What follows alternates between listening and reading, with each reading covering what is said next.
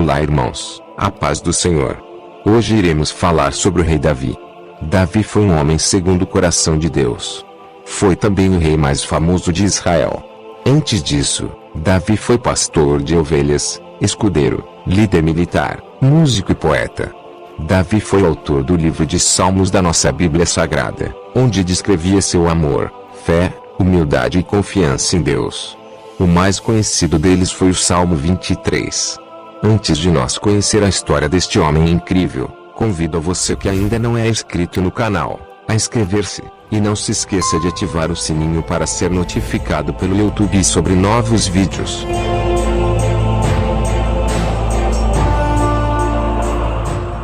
Davi era o filho mais novo de Jessé, de Belém de Judá. Ele era ruivo e tocava harpa. Era bastante jovem quando cuidava das ovelhas de seu pai.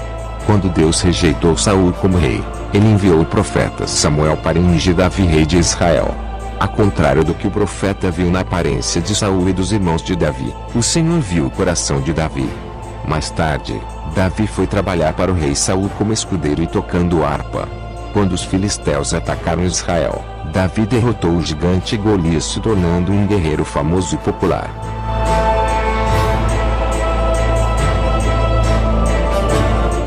A luta entre Davi e Golias foi uma prova do poder da fé. Golias era um guerreiro filisteu conhecido por seu tamanho muito grande. Ele tinha quase 3 metros de altura.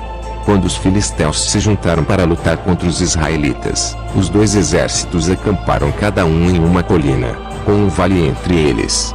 Os filisteus enviaram seu campeão Golias para desafiar o campeão dos israelitas a um duelo. Nenhum dos guerreiros israelitas queria lutar contra Golias. Ele era demasiado forte para ser vencido. Nem mesmo o rei Saul, que era muito alto, teve coragem de enfrentar Golias. Davi era um pastor de ovelhas. Seus 3 irmãos mais velhos estavam no exército de Saul e seu pai, já idoso, queria notícias deles. Ele enviou seu caçula Davi para descobrir se estavam bem. Quando Davi chegou ao campo de batalha, ele ouviu o desafio de Golias. Davi ficou indignado com a arrogância de Golias e decidiu lutar contra ele. Saul viu que Davi era jovem e sem experiência como guerreiro e não acreditou que ele poderia sobreviver. Mas Davi acreditava que Deus o podia ajudar a vencer Golias. Davi decidiu levar apenas seu cajado, 5 pedras lisas e sua tiradeira. Sem proteção nenhuma. Golias confiava em sua força e suas armas avançadas, mas Davi confiava em Deus, que não precisa de força humana para vencer. Golias avançou e Davi correu para enfrentá-lo. Ele colocou uma pedra em sua tiradeira e atirou contra o gigante. A pedra acertou na testa de Golias, que caiu para o chão sem dar mais sinais de vida. Davi correu, tirou a espada de Golias e o decapitou. Quando os filisteus viram que Golias estava morto, eles fugiram e os israelitas os derrotaram.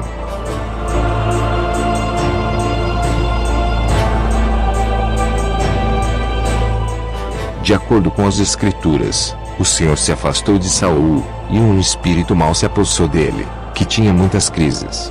Quando se sentia triste e angustiado, ele chamava Davi, que era apenas um menino, para tocar a harpa e adorar a Deus com seus louvores.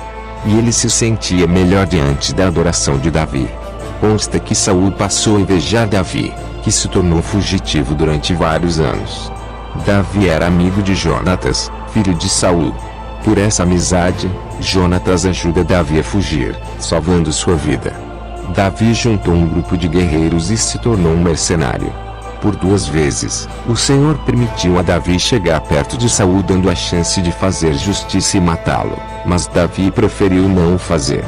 Em uma delas, Davi conseguiu cortar a orla do manto de Saul e apareceu em seguida diante dele, provando que teve oportunidade de vingar-se e não o fez. Nem essa atitude amoleceu o coração de Saul. Em pouco tempo, Saul tornou-se ainda mais confuso, inseguro, perseguindo Davi, que a esta altura era seu genro, casado com sua filha Mical, e continuava a querer matá-lo. Mas Saul acaba por se matar, durante uma invasão inimiga, para que não fosse morto pelos seus adversários.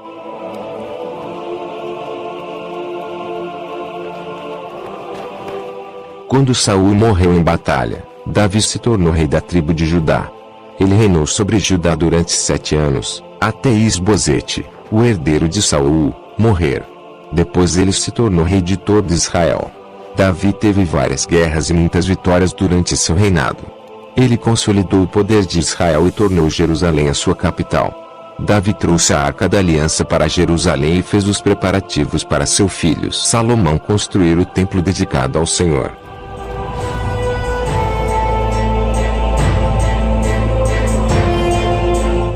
Davi teve várias esposas e concubinas.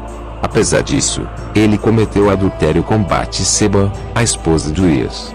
Ela engravidou, e Davi conspirou para que Urias morresse na guerra, para poder ficar com ela. Mas Deus castigou Davi por seu pecado, e a criança morreu. Davi se arrependeu dos seus graves pecados, mas depois disso teve sérias consequências.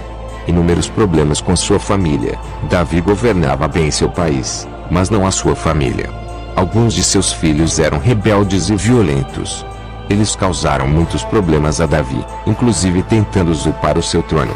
Por isso, 3 de seus filhos foram mortos.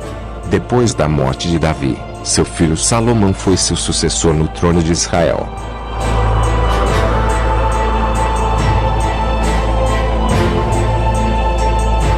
Davi foi um grande homem de valor e caráter, desde a sua mocidade. Podemos citar alguns dos seus bons feitos. Davi confiou no Senhor de todo o coração, quando enfrentou o gigante Golias. Não matou o seu perseguidor, o rei Saul. Foi bondoso com o único descendente vivo de Saul. Adorava a Deus com hinos, poemas, orações e ações de graça. Porém, como todos nós, Davi também cometeu muitos pecados.